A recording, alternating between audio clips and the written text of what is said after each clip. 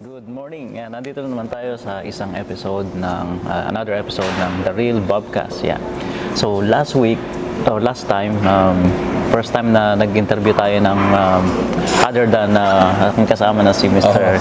Jason JDL, right? Iba naman. Iba naman si Alan Kabungkal. Yeah. Pare, congratulations. Kasi ang ganda ng traction sa Facebook, pati sa YouTube. Kaya nga sabi ko kay Bob, sabi ko, mas maganda baka mas ayaw na ng tao sa akin. Hindi gano'n yun. yeah. But yeah, exciting. Nandito nga pala tayo sa Edil's Coffee Shop. So 1412 Kennedy. So Very accessible to. Tsaka ang luwang, friendly ang mga tao, pati mga stops. And then, masarap yung kape. Importante, masarap ang kape nila. Yeah. So, meron na akong gustong i-discuss ngayon. So, sa mga nanonood, meron kaming something in common ni Kuya JDL. So, parehas kaming may alagang aso. Yeah. So, we're dog parents, right? Yeah. Oo. May mga fur babies. May mga fur babies kami. Yan ang tawag nila. Yeah. So, I think mas una ka nagkaroon ng sa akin, right? Yeah. Kasi, maikwento ko lang sa'yo, noong 2016, pagka kinasal kami sa church, kasi hindi kami kinasal sa church, ang promise ko sa misis ko, kay Mrs. JDL, kapag kauwi namin ng Pilipinas, 2016, mag-aalaga kami ng aso. So, ibang topic naman kung bakit kami nag-decide ng mag-aso. Kasi, we decided na nag-reach kami ng mga certain age, hindi na kami mag-aanak. So, ibang topic yun. Bakit namin? Okay. So, ngayon, aso. Ayoko mag-aso. Kasi nga, alam kong responsibilidad dito ng pag-aaso. So, pero, noong pinramis ko na nga, kasi syempre, pag nangako ka sa misis mo, kailangan tuparin mo yun. Yeah. Whether you like it or not. Kasi, kung gusto nyo maging matahimik ang pagtulog nyo, okay, tuparin nyo. So, pero, anong aso? Ang gusto ko talagang aso, medium size lang. Kasi maliit lang bahay namin ayoko yung malaki. Tsaka, kasi nga, ang iniisip ko, pagka naging agresibo, mahirap i-control yung aso. So, pero nung nakita ko yung aso namin si Baltic, yung Jack Russell, sa KGG, na parang ang pag-aalaga, pagpili ng aso at parang sa paghahanap mo ng partner sa tao, malalabat per side ka. So sa dami-dami ng asong pinakita sa akin ni Mrs. JDL, yun lang ako talagang tiningnan ko araw-araw. At ako yung kumontak, hindi siya. Okay. And the rest is history. So actually maganda, yun yung actually tatanungin ko sa'yo, bakit, like yung reason kung bakit ka kumuha ng nag-decide na mag-alaga, and pangalawa, sino bang pumili sa alaga mo? Ikaw o pinili ka? Palagay ko ako yung pinili. Ikaw ang pinili. Kung nakita ko kasi iba yung tingin dun sa Kasi kung minsan marami sila, right? Maraming picture na pinakita sa akin. Hindi, kumbaga may mga magkakapatid yan. So okay sa mga adoption, di ba, parang ganun. Pagpunta mo, nakikita ka yung pumupunta yung aso sa kanila lumalapit. Parang pinipili nila yung owner nila. Pero ako kasi hindi kami nag-adapt, sa breeder kami kumuha. Layo nga, Hamilton ba? Pero so yun, pasintabi na po, kakain kami. Kain po tayo. Masarap ng pagkain dito. Shout out ulit sa Edil's Coffee. So ano bang like funny thing na naaalala mo? Yung mga, siyempre, lalo na pagka medyo mas bata pa, very energetic, may mga kakulitan yan. Anong funny thing na naalala mo doon sa alaga mo? Kay Baltic, right? I-share ko din yun sa akin. Ako, meron akong 3. Pangalan is DJ. Okay, tanong ko lang pala. Licky and Lebron. Magkakapatid ba yan? Yung 3? Hindi. Inadapt mo yan? Inadapt ko. Ang una namin inalagaan is si DJ. Right? So, same story. Siyempre, may reason din kami kung bakit gusto namin kumuha. Main reason sa amin is like para makatulong dun sa like yung sa aming anak, right? Parang medyo mas sila yung emotionally mayroon silang inaalagaan, nilulook forward, magpapasaya sa kanila. To teach them how to be responsible. To be responsible, tama. So, naghanap din ako, parang ikaw, No. kay Gigi. Kay Gigi ka rin. Richmond Hill naman kami. Breeder ka na pumunta sa breeder. Breeder siya. So, makikita mo, magkakapatid. May isang babae, which is brown. Brown and white. Tapos, ang lahi kasi Malshi. Maltese Shih Tzu. So, kung sa'yo medium, sa amin yung small dog. Yan. Pero, medyo malaki yung nakuha namin eh. Parang dun sa lahi niya. So, meron dalawang magkamuka, black and white. Yung isa, pinahawa ko kay Mrs. Medyo maligalig. Oo. So, nung kinuha namin yung isa, kasi nakatingin lang siya, yun na ito yung kinuha namin si DJ. Very calm yung, nung hinawakan na ni Mrs. Parang na feel at home siya. Parang kalma siya. So yun ang napili namin. So ever since, yun na. Kaya naman naging tatlo, inisip namin kailangan ng kasama. Kumuha kami ng isa, which is si Licky. And then, yun na nga, nagbunga yung anak nila, sila Brown. So we have a family of dogs. Yeah. Kami kasi nung pinili namin si Baltic noon, may dalawa siyang kapatid na babae. Siya lang ang lalaki. Siya lang ang lalaki. Pero kasi ang gusto ko sa kanya, Jack Russell Terrier yun sa akin. Ang gusto ko sa kanya, meron siyang, kaya siya naging Baltic eh. Meron siyang diamond na liver sa gitnang-gitna, pa-diamond. Okay. So, pagka sinabi kong batik or spot, na parang corny. No? Kaya Baltic. Baltic. Oo, kasi ang palayo ni Miss nagsisimula sa letter B. Ang tawag sa akin ni Mrs. na palayo niya sa akin is sa B din. So, lahat kami B. Lahat kayo letter B. Oo, letter B. Yeah. Layo, no? From J to B. From J to B. Anyway. So, Ako yung may letter B, yung pangalan eh. tapos, yung tatay ni Baltic, nung nakita namin, sabi ng breeder, yan yung tatay niya. Kung ano yung ugali ni Baltic ngayon, yun yung ugali ng tatay niya nung nakita namin. Okay. Para kasi... So, manang-mana siya. Oo. Tawag dito. Yun ang manang-mana siya talaga doon sa ginagawa. Tapos, nung malapit siya sa doon sa breeder, nang hinahalikan ni Baltic, popping-poppy, mga 1 month pa lang si Baltic noon eh. Tapos, nung sinakay na namin siya sa sasakyan, karga-karga ni Mrs., pagtawid namin doon sa may Burlington Bridge, umiiyak na. Okay. Siguro hindi niya na nasa-sense yung talagang una Yung niyang bahay. amoy nung yeah. Oo, pero nung pagdating niya sa bahay namin, parang kasi territorial daw ang mga terrier. Yes. Pagdating niya, ilang segundo lang, na-adapt niya na agad. Kanya na yung feeling niya, doon na siya talaga. Ito ng aking teritoryo. Oo. And kayo ng family niya. Yes, oo. Yeah. Ganun nga. So, may unique feature din yung si DJ namin. Like, parang may shades siya dito sa mata. Pero over the years, nagpa-fade. Oo. Yung Baltic man ni Baltic. Ngayon na-fade na rin kasi nagkakaedad na. 10 years na si Baltic. 10 years na, oo. So, ano yung mga kakulitan niya no? Mga paniting na naaalala mo? Ito kasi nung una siya, kasi nga, sakripisyo talaga.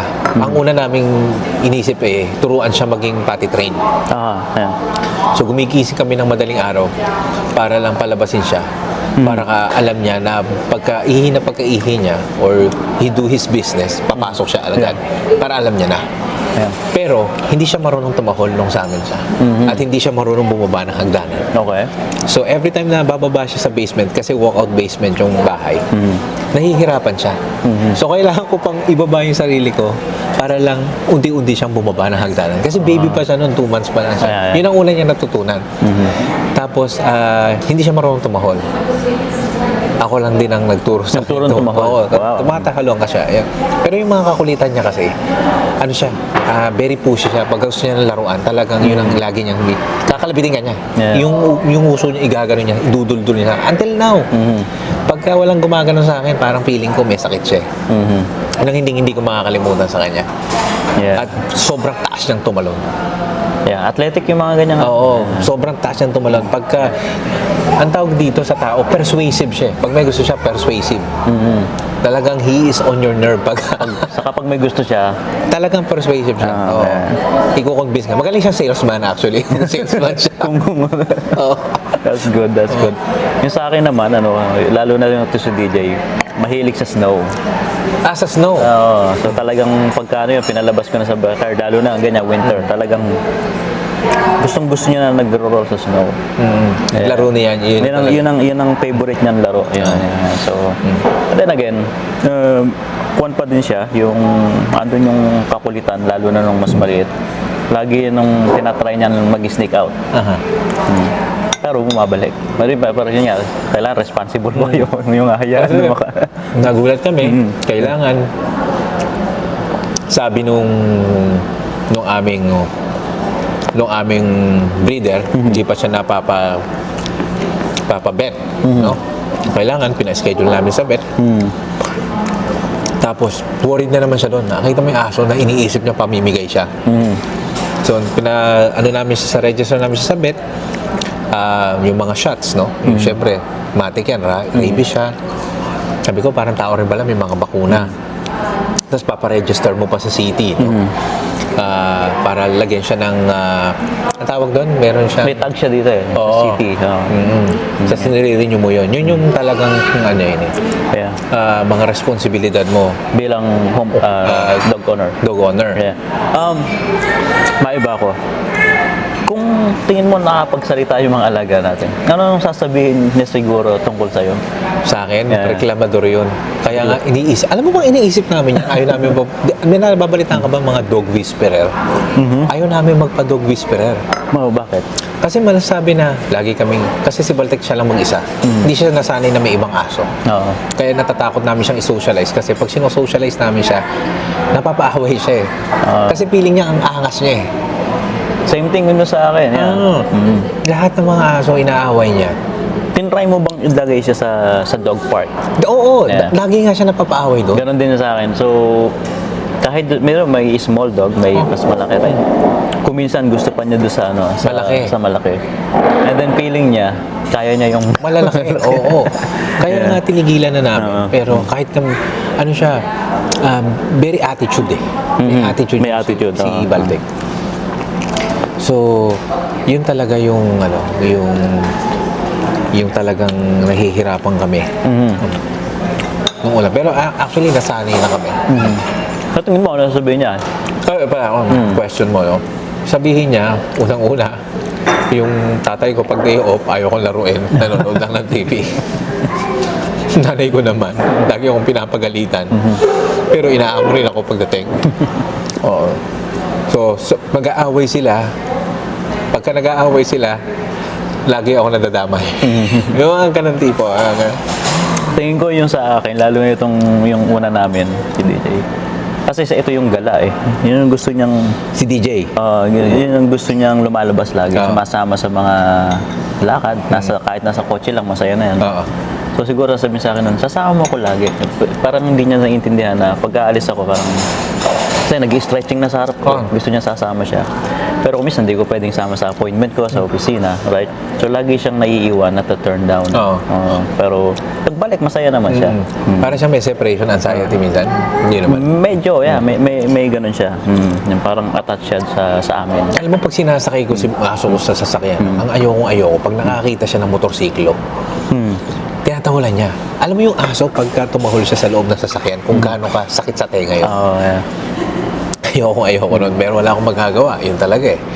Tapos isa pa, yung lahat ng dumadaan sa kabilang side, tinatahulan ni Baltic. Yun ang minsan na ayaw ko, pero wala akong magagawa. Kasi part yun ng ko eh, ng responsibilidad ko. Kailangan ko siyang isama minsan pag kailangan ko isang isama. Pag long drive yun, ganun kami lagi. Yeah. Lahat ng kasalubong niya sa kabilang side pag summer. Yeah. Usually summer ko lang naman siya sinasama. No? Kasi camping, long drive. Yeah. So, nabago ba yung buhay mo nung nag-decide kang, anong apekto nun sa buhay mo nung nag-alaga ka? I-consider mo lagi yung aso pag aalis ka. Yeah. Yun. Yung number one, ano? Number one, consider. Kasi hindi mo naman pwedeng iwanan lang siya ng gano'n eh. Yeah. No? Nung una, sabi sa amin nung kasama sa trabaho ni Mrs., dumi asagang aso, pero wag mo i-contain yung mga ginagawa mo talaga 100%. Pero gumawa ka ng paraan kung paano sila Paano maaalagaan. mag-work around that. Kasi nakikita ko, mahilig ka rin mag-travel, right? So, syempre, medyo mahabang time yun na, Oo. Eto mga pare, kwento ko sa'yo nung una kami, 2016 namin siya kinuha. No? So, August namin siya kinuha.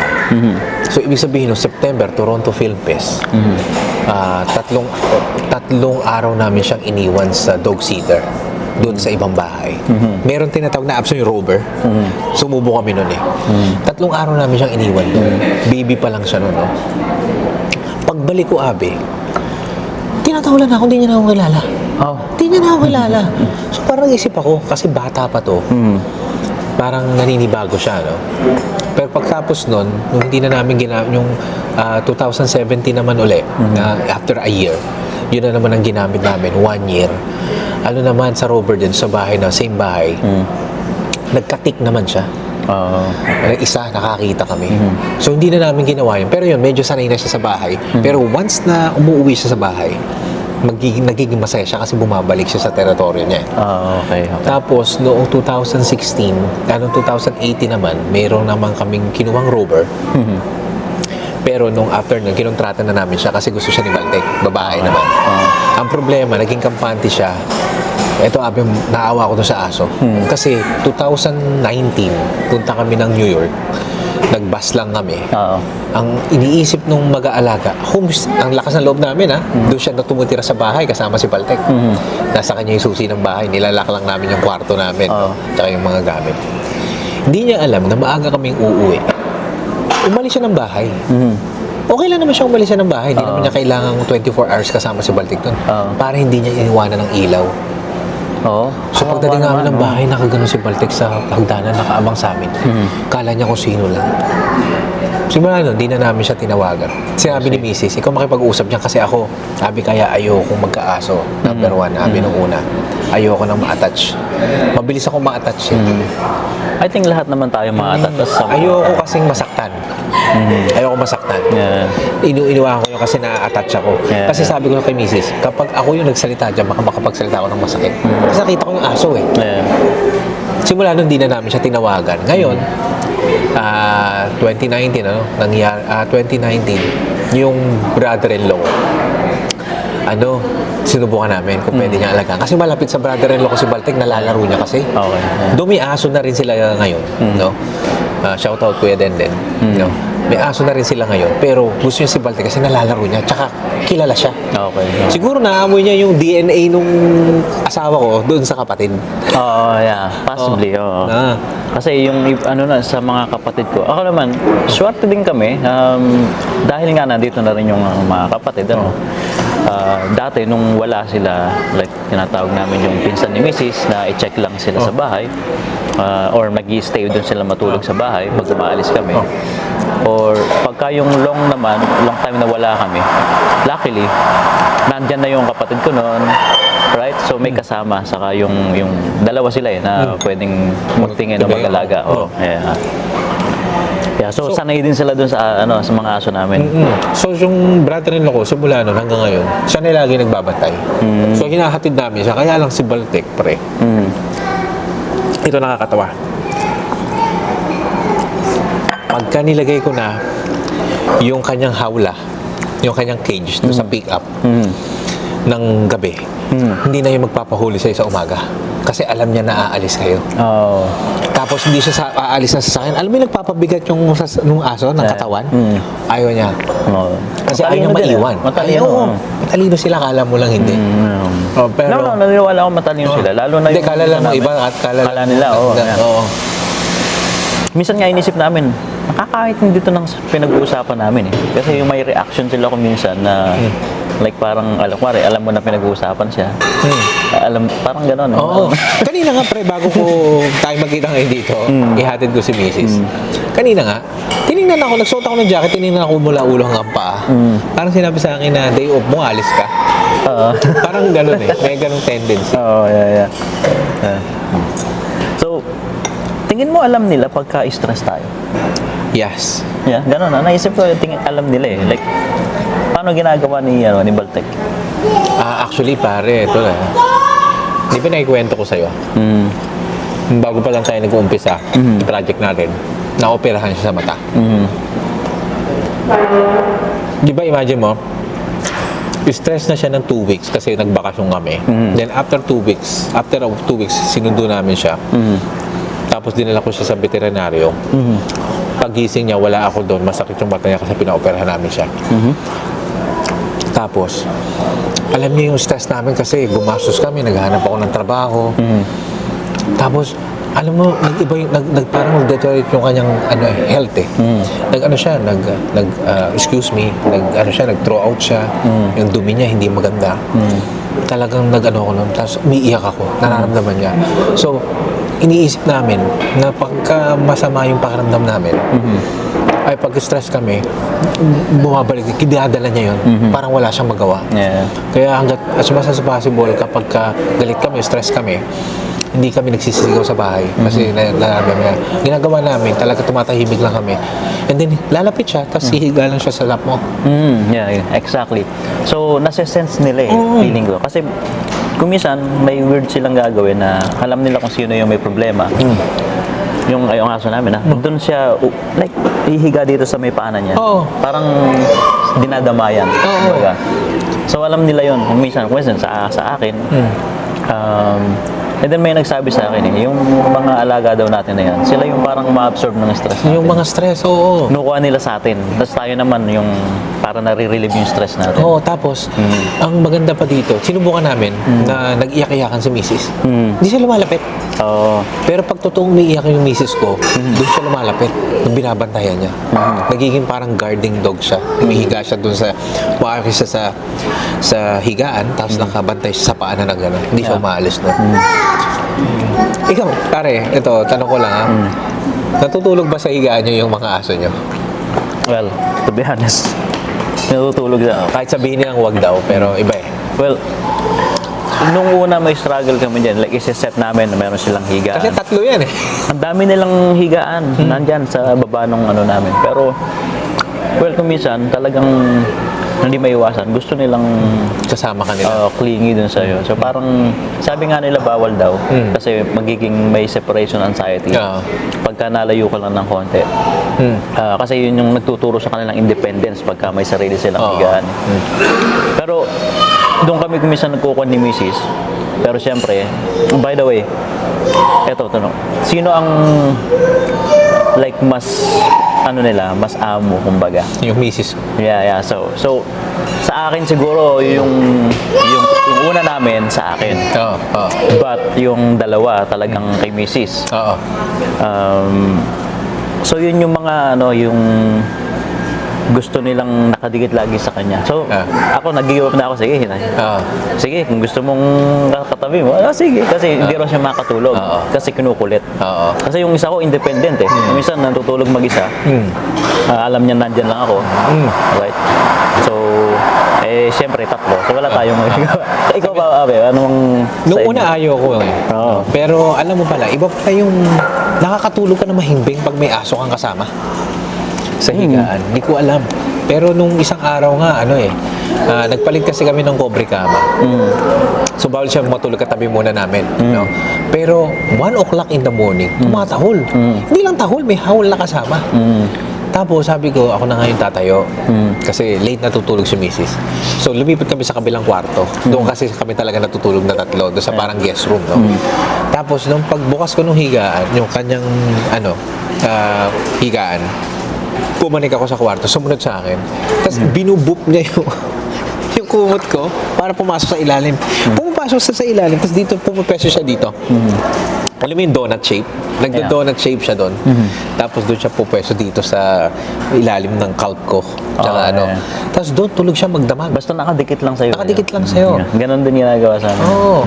Pero alam mo yung relax ka rin pag gano'n ang ginagawa niya. Well, para kasing feeling mo, meron talagang nagbabantay sa'yo. Oo. Yeah, habang tulog ka. Kasi Pero nature nila yan, di ba? Tsaka sabi ng mga expert pagka daw, ewan ko kung totoo to pero minsan pagka nagigising sila ka ng alas 3 at nag-i-snip yung aso mo sa paligid, chine-check daw niya nun kung okay yung vital sign mo. Yes. Alam mo bang yung aso namin is nakasave ito si DJ ulit, ng live. Paano? So, meron kaming renter nun sa basement. And then isang Sunday morning, siyempre, papatanghali ka ng konti, tapos magsisimba ka ng like closer sa sa like 10:30 kami nagsisimba. Pero like siguro mga 8 a.m. Meron aligagay aso namin, tumatahol. Tapos, yun nga, nadinig namin may sigaw ng help. Oh. So, help kami sa labas ng bahay. Kasi parang subtle yung ano eh. Tapos, alam na alam ng aso namin. Dinirect kami doon sa basement. And then nakita ko nandun yung dati naming renter sa basement na medyo elderly na siya, no? Na stroke. Okay. Yeah. So, buti na lang naagapan. So, nakatawag kami ng 911 na dala siya sa ospital. Right? So, nasa-sense nila yung any danger saka yung pandinig nila. Yeah. So, at least siguro kung, let's say, hindi namin siya ito napansin kasi nagpapatanghali kami. Baka mas worse na yung nangyari dun sa, so, yeah. So, one experience lang, na-share ko lang. Eto, Abe, tatanong ko sa'yo na, pagkwentuhan natin to eh. In terms of gastos, no? Abe mo, i-share mo sa mga followers natin, mo. Kasi kala namin nung nagpa-opera si Baltec eh, $2,000 Eto, okay lang ba pag i-share mo sa Yeah, okay lang. I mean, open naman ako doon. Pero yun nga, no, darating kasi sa point, hindi na sila basta alaga lang ang tingin mo. Family na yan. So, nung na-IVDD po yung aming aso, si DJ, yung IVDD is like yung spine, yung nagka-naapektuhan. So, lower 2 legs niya, paralyzed. So, yun yung mga aso na parang pagka napabayaan daw, naka-wheelchair na lang sila. Or minsan, may hirapan na sa pagkain, pagdumi, pag-digest. So, life-threatening din. So, nag-decide kami nun, hindi na rin namin halos yung sa gastos. Alam mo ba gano'n? $10,000. Yeah. Pero ngayon, yung 10,000 na yun, kinita mo na yun. Yeah. I mean, meron tinatawag na insurance? ROI, ROI sa financial ROI and merong parang emotional ROI. So sa akin, hindi matatawaran yung naibigay na happiness sa amin ng mga alaga namin. Totoo yun. So, like, walang amount na, so, yung ang nabibigay niya kasi yung, like, sa pang-araw-araw, naniniwala ako, yung tayong mga may alaga, napapahaba nila siguro yung buhay natin. Yes. Tsaka yung kaligayahan na binibigay sa'yo. Yung happiness. Yung pakikinig, pakikiramay. Minsan, ang sabi ko nga pagka minsan may kaibigan ka na may problema, hindi mo kailangan magsalita Makinig ka lang. Yeah. Kasi kapag may problema ka, hindi mo kailangan ng opinion at suggestion Yeah. Kailangan mo lang may makikinig sa'yo. Tama. Yun ang binibigay ng aso. Talagang attentive siya sa'yo kapag may problema ka. Kaya nga kami nung gumastos naman kami sa mata niya, 2,000, no? Sabi ni Mrs., yung 2,000 na yun, kinita na natin yun. Pero yung imaginein mo, wala naman tayong anak. Tapos nagtatrabaho tayo, nagpapakamatay tayo kakatrabaho, hindi natin mapatanggal yung kuliti niya sa mata. Alam mo yun? Yeah. Parang so ashamed naman, no? Yeah. Kaya yun lang. Pero at least ngayon, happy na siya. Yeah. May mga nagsasabi nga, yung mga, nag-alaga ka ng aso, parang mas expensive pa yan or parang parehas lang na meron kang another anak. Right? So, kasi syempre nga naman, yung pagkain, yung vet, yung pag-grooming, right? Yung all the stuff para i-maintain yung mga alaga natin.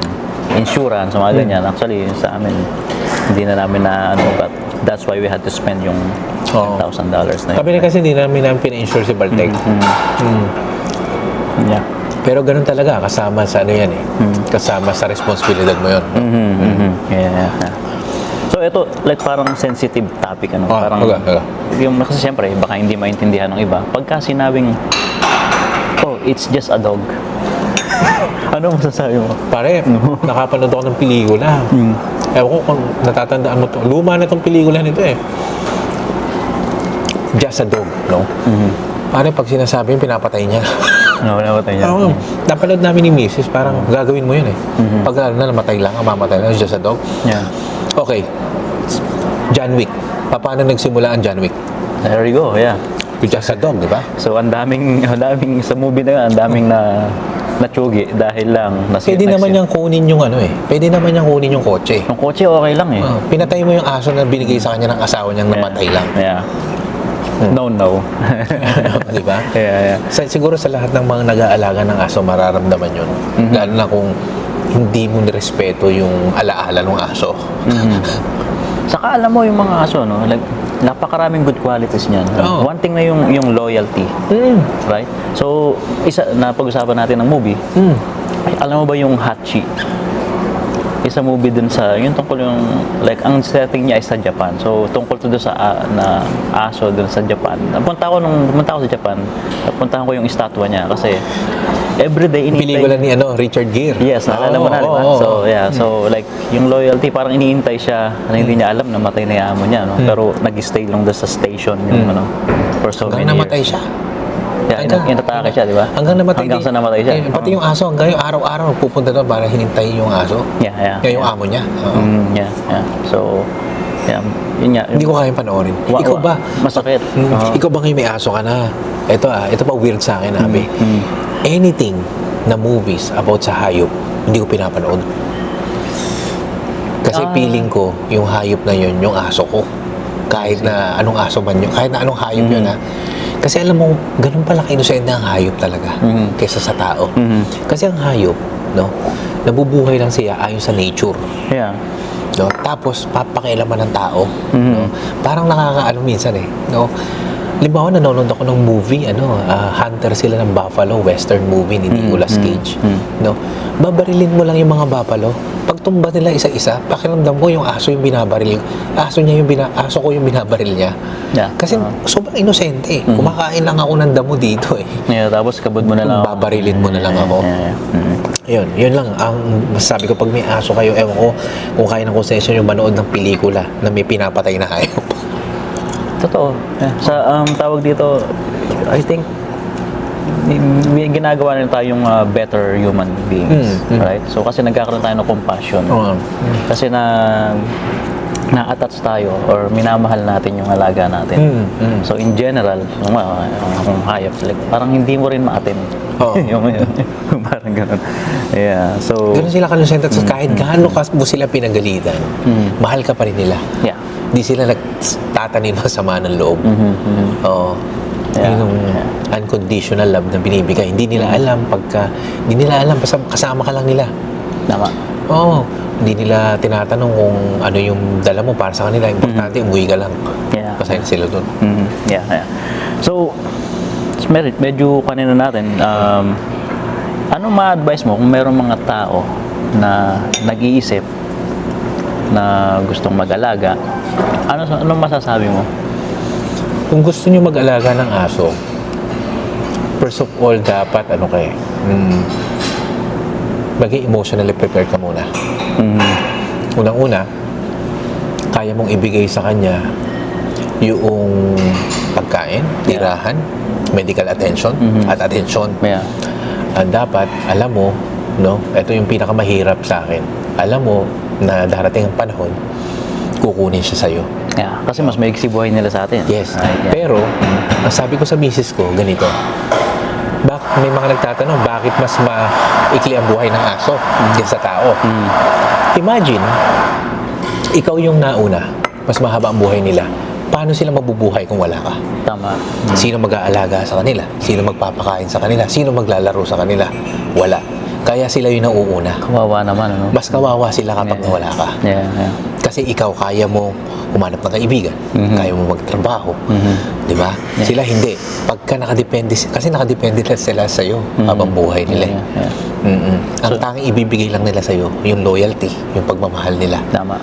Unconditional love. Unconditional love. Yeah. Kaya sa mga nagtatanong, alam ko masakit, no? Tinatanong ko rin yan. Pero yun na lang iisipin nyo, pag nauna kayo, mas mahihirapan sila. Yeah. Yeah. So, kumbaga, mas ma-handle natin. Masakit, pero kaya natin i-handle. Mas kaya natin i-handle. Yeah. So, yun lang ang payo ko sa inyo. yeah, so magtatapos na po tayo, ano? Pero dun sa video na to, pwede nyong i-comment, lalo na yung mga dog owners din dyan. I-comment ninyo ano ba mga experience ninyo sa inyong mga alaga. Comment nyo kung anong dog breed and kung meron kayong ma-share na magandang experience together sa mga alaga ninyo. So, yeah. So, Pare, muntik na ako mayak Marami. Pagka-aso. Oo. Naiiyak Ako din. Kasi mahal natin yung mga alaga natin. So, yeah. And masaya ako na pinag-usapan natin kasi it shows yung side natin na to. Tsaka thank you pala dito sa Adils, pare, pinayagan tayong mag-shoot dito. Yeah, Adils pala. Again, shout out Edil's Coffee. Located here in Scarborough. In Scarborough. Kennedy Road lang. Yeah. Kennedy Road lang Kennedy and Ellesmere. Ellesmere, south of Kennedy and Ellesmere, Yeah, no? yeah. Oo. Yeah. Malaki ang parking, malaking lugar. Yeah, magandang setup nila. Yeah, so Tsaka thank you pala sa paalmusal, pare. no problem. Yeah. Thank you. Bye for now. Yeah.